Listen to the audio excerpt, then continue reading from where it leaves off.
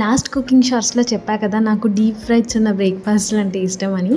So పొంగనాలు చెప్పా కదా, అందులో అవి ఎలా చేసుకోవాలో ఈ వీడియోలో చూద్దాం. మంచిగా ఫర్మెంట్ అయిన దోశ పిండి తీసుకొని అందులో మంచిగా సరిపడా సాల్ట్ అండ్ వాటర్ వేసుకొని అండ్ ఫైన్లీ చాప్డ్ ఆనియన్స్ వేసుకోవాలి. అవి వేసుకొని మనం పొంగనాల దాంట్లో వేస్తే మాత్రం సూపర్ ఉంటుంది. చూసారుగా, అదే అనమాట. మీకు ఎవరికైనా తెలియకపోతే చూడండి. అండ్ ప్రాసెస్లోకి వెళ్ళిపోదాం.